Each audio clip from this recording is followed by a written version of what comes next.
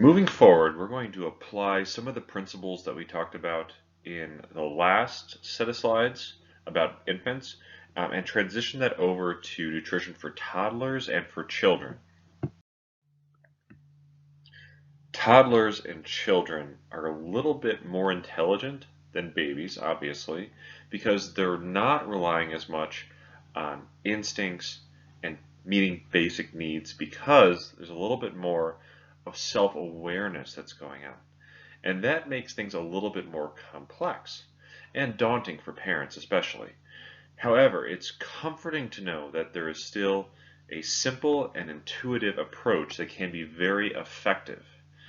This not only is going to promote reliance on internal cues to regulate intake, weight, and health, but it also makes implementing nutrition guidelines for these ages very, very simple. And we'll go into a very specific concept of that as we go through this set of slides. My first job out of college as a dietitian was at a WIC clinic in southern Wisconsin, and WIC stands for Women, Infants, and Children. So this is largely the population that I was working with to provide nutrition information and education to. I knew some general guidelines about eating for kids, but general guidelines was about it. I was actually quite terrified going into this type of setting, but fortunately, as I was going through training and as I worked there, I was introduced to the work of a dietitian by the name of Ellen Satter, who came up with what's known as the division of responsibility, which breaks down the roles of parents and children at different stages to determine who is responsible for what in order to ensure optimal nutrition. Now, the different parts of the division of responsibility are the what, the when, the where, how much, and whether. So what is the food that's provided, when is when it's provided, where is the eating environment, how much is when it's time to stop eating, and whether is whether or not a child or infant would like to eat. Not rocket science, pretty basic, pretty simple, but these are the different aspects of the division of responsibility. The main part of what is that kids are getting balanced and nutrient-dense meals. Balanced means that it has all the different food groups. Maybe not every single meal has each of these food groups, but they're getting a good amount of each of these food groups throughout the day. And if they do have meals that look just like that, that's perfect. Second part of it is that it's nutrient dense. So that means that of those different food groups, each of those food groups should have unprocessed, very natural foods. And if you do that, pretty much have the what set. It should be tasteful, and it's important to continue to offer foods and not get discouraged if you offer a baby or a child a certain food and they say no to it. Keep offering them that food, because what's going to happen is that continual exposure will eventually get them interested in that food. So it might take 15 to 20 times where you give it to the kid and then it's out there, the kid doesn't want it, you end up having it as a snack later on, but providing them that regularly will eventually make them interested in taking that food. And then another little extra piece of that too is that foods, especially sweets and desserts, they should never be offered as rewards, because if you say that if you eat your broccoli or your salad, you'll get ice cream, or you'll get a cookie or a brownie, that ice cream, cookie, or brownie is going to be looked at as the good food. They see that very positively, and they see the vegetables as kind of a thing that they have to struggle through and have discipline for, and that really doesn't do very much good for kids. It's just going to provide an actual negative connotation for that food. And you're a lot more likely to get healthy long-term eating behavior out of a kid if you're having them look at vegetables and nutrient-dense foods and unprocessed foods from a more positive light. For the win, kids should be getting at least 3 meals and 2 snacks per day. Their stomach may not be able to hold much food, but they still need quite a bit. Their calorie per kilogram and protein per kilogram, or the amount of calories and protein that they need per how much they weigh, that ratio is actually a lot higher for kids than it is for adults. So it's important that they have very regular intakes, and also that it's appropriately spaced. Kids should not be going much more than 3 to 4 hours without having food, whether it be a small protein-rich snack or a meal. They should always be having something fairly regularly. The third piece, or the where, that refers to the environment of eating and the location. This should be free of distractions, and this means that you should not be eating in front of the television or with the radio on or with the phones out. The focus of this should be on the food. And so that also means the area should be clean, nicely lit, well organized. There should be a very positive connotation that children can take away from a positive atmosphere at the table. And it's also very beneficial to have family meal times. There's lots of cognitive and social benefits that kids can get from this.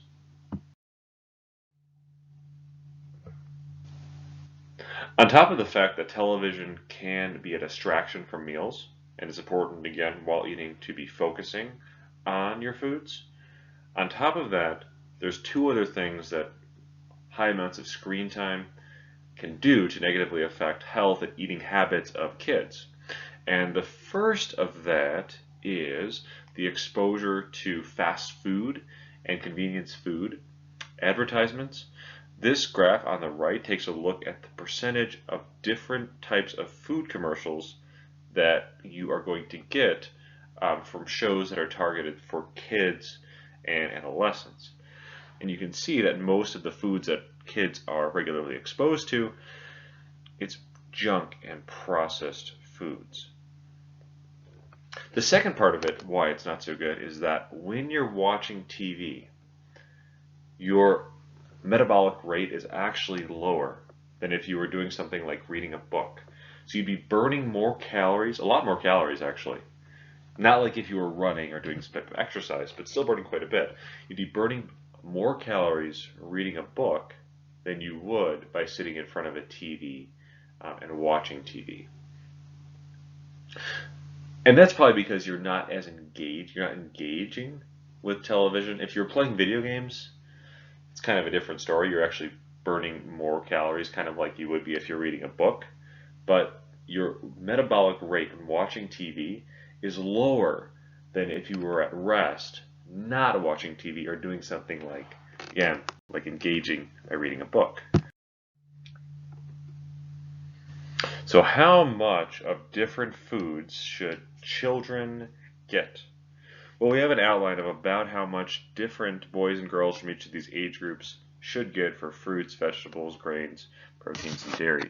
And so you could take this and say for a 3-year-old, well, let's see, they should be getting about 1.5 cups of fruit per day, 1.5 cups of vegetables, 4.5 ounces of grains, 3 to 4 ounces of protein, 2 cups of dairy. So you could take that information and then put together a specific food plan. However, I would not recommend that, and I do not imagine that most dietitians would.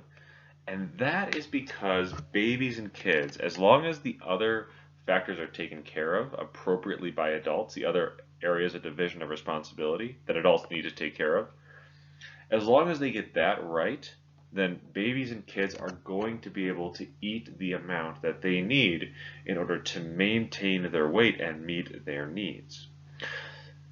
And also, babies and children and adolescents are going to go through growth spurts at different times, so they're going to have varying needs at different stages of growth.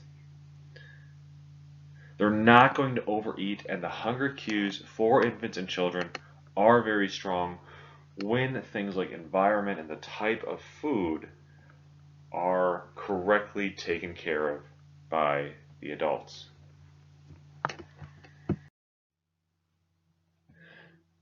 The fifth and final component of the division of responsibility is known as whether, and this is whether or not a baby, child, or adolescent chooses to eat food. And an important takeaway from this is to never force a child to eat.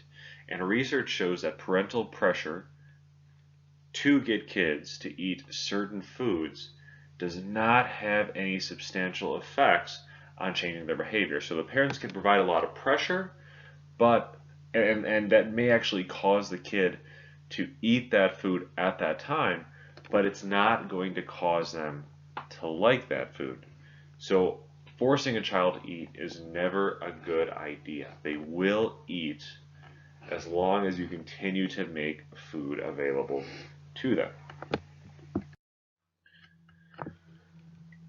So for infants, parents are only going to control the what or the type of food that's provided, and then the infants are going to take care of everything else. So they decide how much it is that they're going to eat.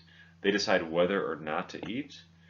The where, well, that's kind of a little bit more variable, but if they want to eat at a certain point, then they should receive food. For children and adolescents, the level of responsibility for the adults is going to go up a little bit. So just like with infants, the what, or the actual food that's going to be offered, is still in the parents' control. But this time they're going to be taking care of the when, and for this they should be offering at least 3 meals and at least 2 snacks per day. Where the food is offered, they take care of the environment, want to limit distractions, make sure that it's a positive, pleasant setting to promote a positive connotation with the food. And the child is still able to choose how much they want to eat. So if they're really, really hungry and they want to eat a lot, as long as they have lots of nutrient-dense foods that are balanced from the different food groups, they should eat the amount that's appropriate for them. There's going to be some times when they eat a little bit too much or they eat not enough exactly, but that's okay. Their weight is going to be regulated just fine as long as the parent takes care of those 3 things on the left side of the screen. We're going to wrap this section up by talking about a phenomenon that's known as the adiposity rebound. So as I am sure you remember when we were going over the last lecture about infants and their nutritional needs, infants have a higher need of dietary fat than do adults. Very, very, very high. It's going to taper off a little bit for children between the age of 1 and 3 years old, but it's still going to be higher, significantly more so than it is for adults. So about 30 to 40% of total calories for children between the ages of 1 and 3 should be fat. Very, very high amount. And then you go down to protein, only 5 to 20% of their total calories should come from protein. So a very low amount from protein, very high amount from fat. Here's a question for you that I would like for you to ponder for just a bit. What nutrition habits of infants and toddlers can cause an increased risk of obesity in adolescence and even later in life in adulthood? So take a minute or two to think about this. What causes obesity in infants and in children, and obesity down the road especially? Could be too many calories, too much formula or milk, lack of physical activity. Go ahead and pause this and just take a little bit of time to come up with a couple ideas of what might be the reason for an increased risk of obesity from habits developed in infancy and toddlerhood that can cause this to occur. There's something that's known as the adiposity rebound that's going to occur between the ages of 4 and 7. And so that is outlined on this chart right here. So what happens is babies are going to fatten up. They're going to store a lot more body fat. Their BMI is going to go up a little bit higher. And that's what this is tracking, BMI of babies and children. Then, after a little bit of time, that's going to decrease. Between the ages of 1 and 3, you're going to see a decrease in body fat composition, increase in height. They're going to thin out a little bit. And then, between the ages of 4 and 7, they're going to get chunky again. They're going to get a lot more body fat. The earlier the adiposity rebound occurs, the more likely this infant or child is going to have obesity in adolescence and in adulthood. And there's a very, very strong correlation between an earlier adiposity rebound and a higher risk of obesity in adolescence and adulthood. The cause of an earlier adiposity rebound is linked to too much protein and too little fat. And more specifically, it's because the child is thinning out a little bit too much, and the chemicals and signals that are going on inside of our body are telling our body to hold on to more fat because they do not want the child to become too thin. So it's kind of like a defense mechanism by the body to store more fat to prevent the child from getting too thin during this age. The reason this happens, because of too much protein, too little fat, is too much protein is going to cause an increase in height, and then the too little fat is going to cause a decrease in total calorie intake and make it more likely that the child is a little bit thinned out. Doesn't have as much calories, but has lots of protein, so the protein makes them taller. Lower amounts of fat is going to make them thinner, and so that makes them tall, thins them out, causes BMI to drop down pretty low. Body's like, what the heck is going on? Causes appetite increase, causes fat storage to increase. You get that earlier adiposity rebound, and that also is going to lead to a very high risk of adolescent and adult obesity.